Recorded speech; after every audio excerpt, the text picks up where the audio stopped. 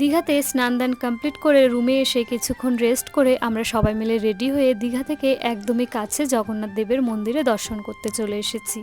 আমরা যখন আসি তখন একদম ভরদুপুর রোদ ছিল। ভরদুপুর রোদে আসার কারণও ছিল আসলে আমাদের কাছে একদমই সময় ছিল না। আর এই মন্দিরে আমরা কিন্তু আজকে পুজো দেব, যার জন্যই তাড়াতাড়ি করে আসা। এই মন্দিরটা এতদিন ফটো আর ভিডিওতেই দেখে এসেছি, সামনাসামনি যে এতটা সুন্দর আর এত ভালো লাগবে এখানে আসার পর কিন্তু আলাদাই একটা শান্তি লাগছিল। তোমরা যারা যারা এই মন্দিরে আসবে অবশ্যই টাইম নিয়ে আসবে, তাহলে পুরো মন্দিরটা ভালোভাবে দর্শন করতে পারবে আর মন থেকে আলাদাই একটা শান্তি লাগবে। এখানে দেখছিলাম সবাই চারিদিকে ঘুরে ঘুরে প্রণাম করছিল, তাই ওনাদেরকে দেখে আমিও চারিদিকে ঘুরে ঘুরে প্রণাম করে নিলাম। আজকে আমি যে ড্রেসটা পরে এসেছি এই ড্রেসটা আমি একটা শাড়ি দিয়ে বানিয়েছি।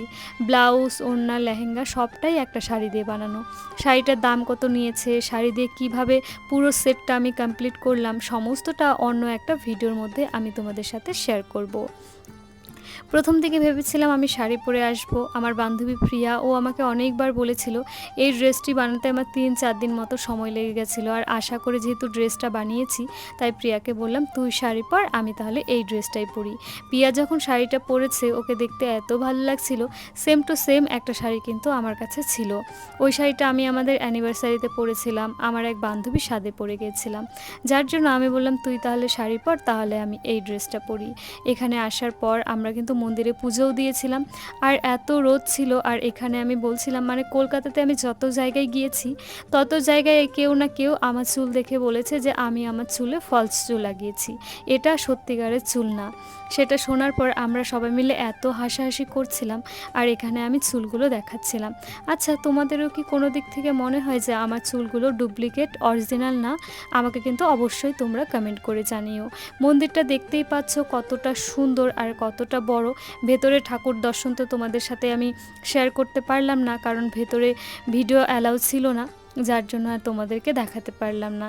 তোমরা যারা যারা দীঘাতে যাবে তারা কিন্তু একটা দিন হলেও এই মন্দির দর্শন করে আসবে, দেখবে মন থেকে আলাদাই একটা শান্তি লাগবে। রুমে আসার পর আমরা খাওয়া দাওয়া কমপ্লিট করে আমরা সবাই মিলে চলে এসেছি আবারও বিচে। আর আজকে যেই ড্রেসটি পরে বিচে এসেছিলাম ভেবেছিলাম কয়েকটা ফটো ভিডিও এখান থেকে করব, কিন্তু এখানে জলটা এতটাই ওপরে চলে এসেছিল, আগের দিন এই পাথরগুলো বসে বসে আমরা কিন্তু সমুদ্রের ঢেউ দেখছিলাম। আর আজকে জলটা কত ওপরে চলে এসেছে, জল দেখে আমি এমনিতেই ভয় পাই, তাই আর নিচে নামার সাহস আর পেলাম না। এখানে দাঁড়িয়ে দাঁড়িয়ে কয়েকটা ফটো আর ভিডিও আমি নিয়ে তারপরে আমরা সবাই মিলে চলে এসেছিলাম রুমে। নেক্সট ভিডিওতে তোমাদের সাথে শেয়ার করব যে দীঘাতে এসে আমরা আরও কোথায় কোথায় গিয়েছি। আজকের মতো এইটুকু।